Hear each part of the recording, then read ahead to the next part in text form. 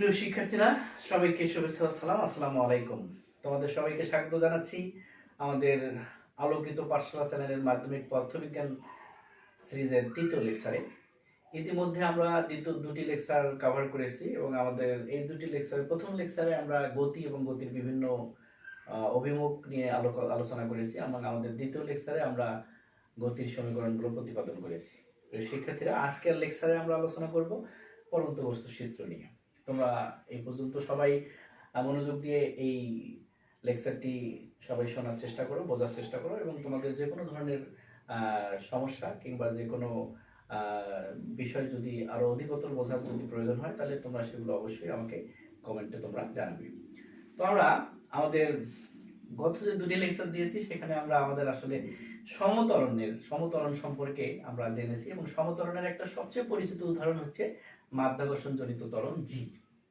অর্থাৎ যার প্রভাবে কোনো বস্তুকে উপর থেকে ছেড়ে দেওয়া হলে সেটি ক্রমাগত ত্বরান্বিত বেগে নিচে পড়বে।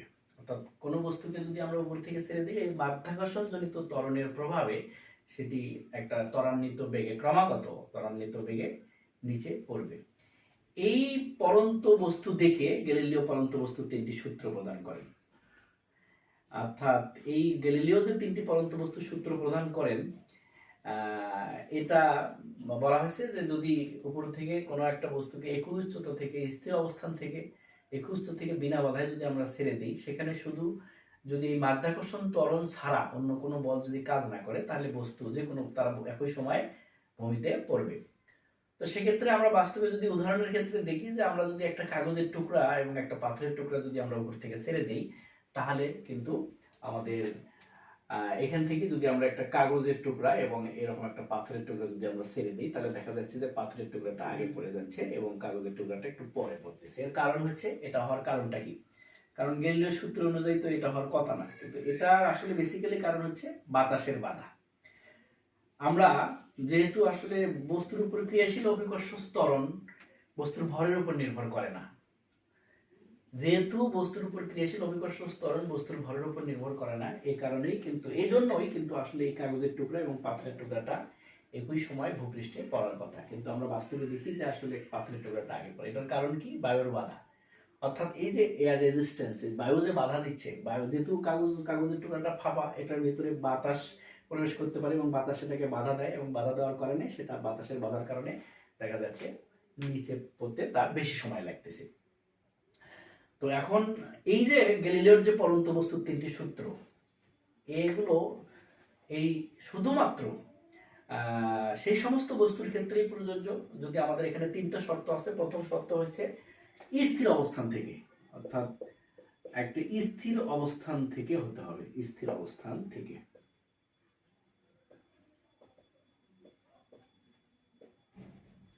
স্থির অবস্থান থেকে বিনা বাধায়, অর্থাৎ বিনা বাধায় বলতে কি এখানে কোনো বাধা থাকবে না, শুধুমাত্র অভিকর্ষ ত্বরণ ছাড়া বিনা বাধায়।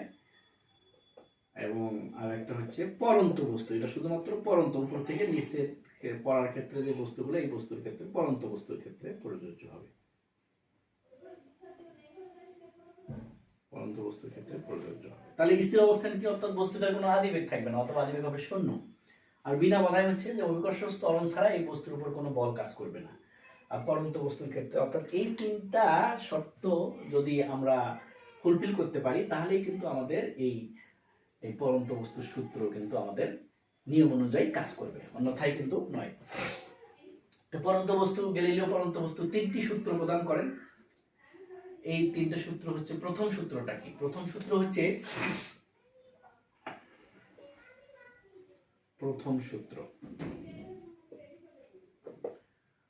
সূত্র বলছে যে আসলে স্থির অবস্থান থেকে ও একই উচ্চতা থেকে বিনা বাধায় পরন্ত সকল বস্তু সমান সময়ে সমান দূরত্ব অতিক্রম করে।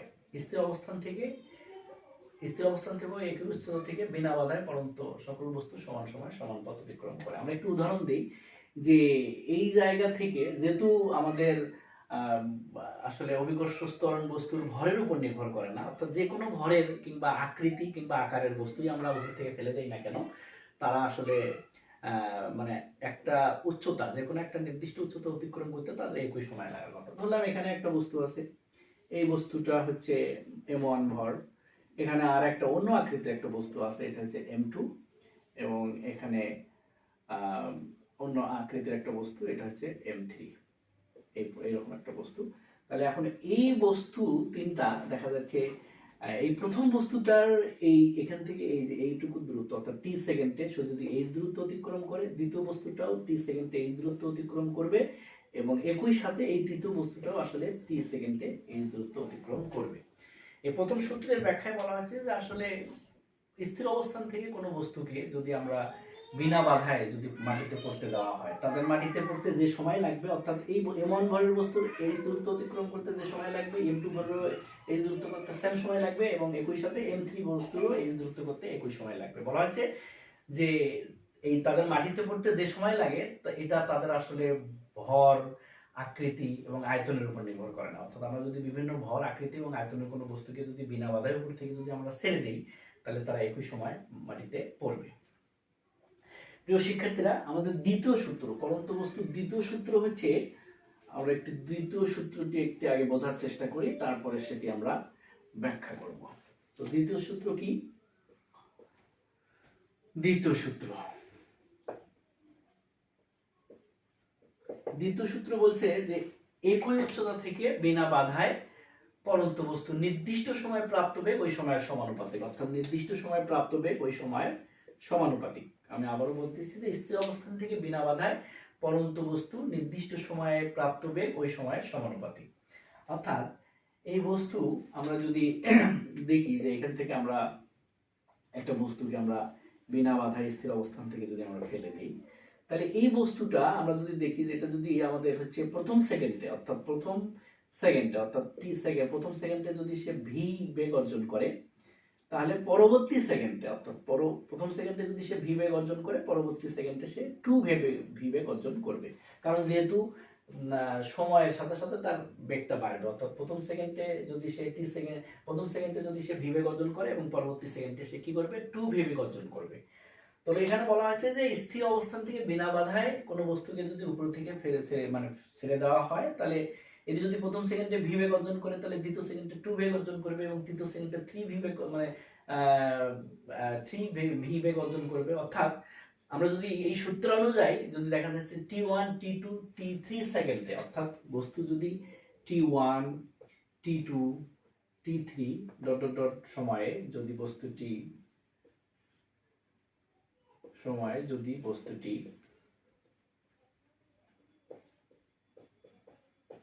V1, V3, V2, V3 ইত্যাদি বেগ অর্জন করে, তাহলে সূত্র অনুসারে কি লেখা যায়? তাহলে সূত্র অনুসারে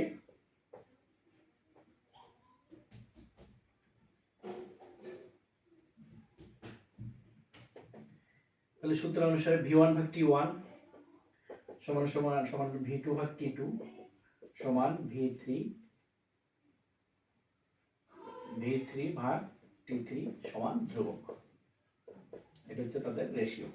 অর্থাৎ স্থির অবস্থান থেকে এবং একই উচ্চতা থেকে বিনা বাধায় কোনো বস্তুকে যদি আমরা পড়তে দিই, তাহলে বস্তুটি যদি প্রথম সেকেন্ডে যদি ভি বেগ অর্জন করে, তাহলে দ্বিতীয় সেকেন্ডে ভি বেগ অর্জন, অর্থাৎ সময়ের সাথে তার বেগটা বাড়বে।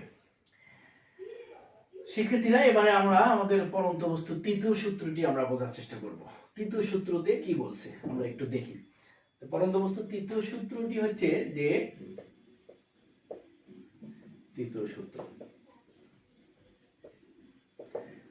একই উচ্চতা থেকে বিনা বাধায় পরন্ত বস্তু নির্দিষ্ট সময়ে যে দ্রুত, একই উচ্চতা থেকে বিনা বাধায় পরন্ত বস্তু নির্দিষ্ট সময়ে যে দ্রুত অতিক্রম করে, তা ওই সময়ের বর্গের সমানুপাতিক। অর্থাৎ নির্দিষ্ট সময়ে যে দ্রুত অতিক্রম করে, যদি এই দ্রুত অতিক্রম করে, তা ওই সময়ের বর্গের সমানুপাতিক।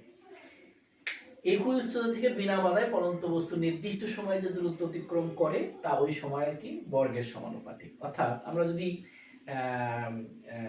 এখানে দেখতে পাচ্ছি আসলে টি সেকেন্ড সময়ের শেষে তার দূরত্বটা হচ্ছে ওই সময়ের বর্গের সমানুপাতিক।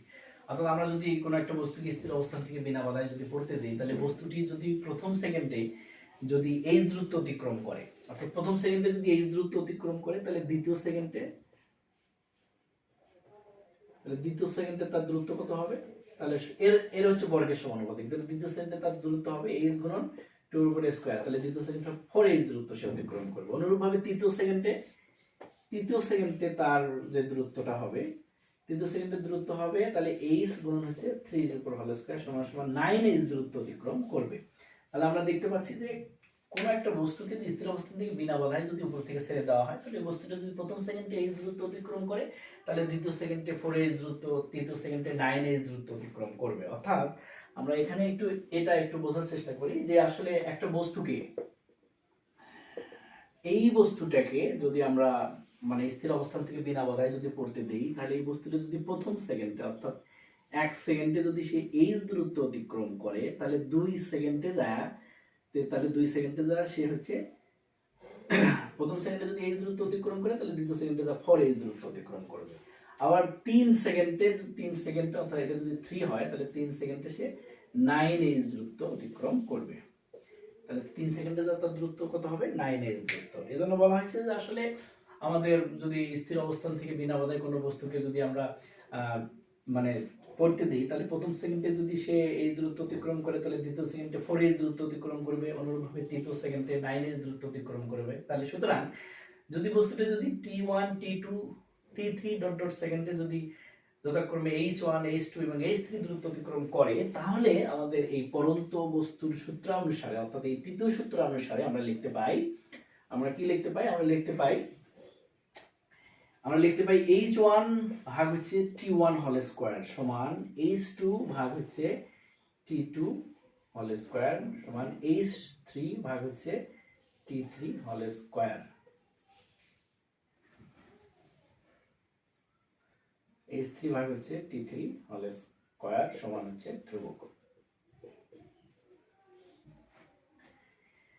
এই হচ্ছে আমাদের তৃতীয় সূত্র, অর্থাৎ এটা হচ্ছে রেশিও। আমরা দেখব হচ্ছে আমাদের তিনটি সূত্রকে আমরা অর্থাৎ পরন্ত বস্তুর সূত্রগুলো আসলে আমাদের আমাদের আসলে সমীকরণগুলো কেমন। অর্থাৎ কোনো একটা বস্তু যদি ইউ আদিবেগ নিয়ে টি সেকেন্ড শেষে যদি ভি বেগ প্রাপ্ত হয় এবং এই সময় যদি সে এইচ দূরত্ব অতিক্রম করে, সেক্ষেত্রে আসলে পরন্ত বস্তুর সূত্রগুলো কেমন হবে।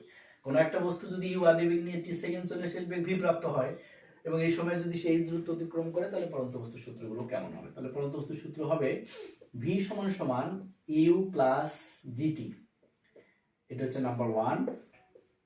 নাম্বার 2 নম্বর সূত্র হবে এইচ সমান সমান ইউটি প্লাস হচ্ছে হাফ জি টি স্কয়ার, এবং তৃতীয় সূত্রটি হবে এইচ সমান এটা হবে ভি স্কয়ার সমান ইউ স্কয়ার প্লাস 2gh পরন্ত বস্তুর ক্ষেত্রে। এখন যদি এই বস্তুটা যদি স্থির অবস্থান থেকে যাত্রা করে, অর্থাৎ বস্তু যদি আদিবেগ শূন্য হয়, সেক্ষেত্রে এটা কত হবে? সেক্ষেত্রে এখানে এটা হবে হচ্ছে এটি হবে ভি সমান জিটি, এটি হবে এই সমান হচ্ছে হাফ জি টি স্কয়ার, এবং 3 নম্বরটা হবে হচ্ছে ভি স্কয়ার সমান 2gh। এই হচ্ছে আমাদের পরন্ত বস্তুর সূত্র। প্রিয় শিক্ষার্থীরা, আজকে আমরা পরন্ত বস্তুর যে তিনটি সূত্র আছে, এই তিনটি সূত্র আমরা প্রতিপাদন করার এবং বোঝার চেষ্টা করলাম। এর পরবর্তীতে আমাদের চতুর্থ লেকচারে আমরা আমাদের যে পরে যে টপিকগুলো রয়েছে, অর্থাৎ বিভিন্ন গ্রাফ রয়েছে, সেই গ্রাফ লেখচিত্রের সাহায্যে কিভাবে আমরা সমদ্রুতি, অসমদ্রুতি, সমবেগ, অসমবেগ, সমতরণ, অসমতরণ এগুলো আমরা ব্যাখ্যা করতে পারি, সেগুলো আমরা ব্যাখ্যা করার চেষ্টা করব। এই পর্যন্ত তোমরা সবাই ভালো থাকো, এবং তোমাদের যে বিষয়গুলো আমি ধারাবাহিকভাবে ক্লাস নিচ্ছি, এগুলোতে বুঝতে যদি কারো কোনো সমস্যা হয়, অবশ্যই সেগুলো কমেন্ট বক্সে আমাকে তোমরা জানাবে। তোমাদের সকলের সুস্বাস্থ্য কামনা করে আবারও আজকের মতো বিদায় নিচ্ছি। আবার সবাইকে সালাম, আসসালামু আলাইকুম ওয়া রাহমাতুল্লাহি ওয়া বারাকাতুহু।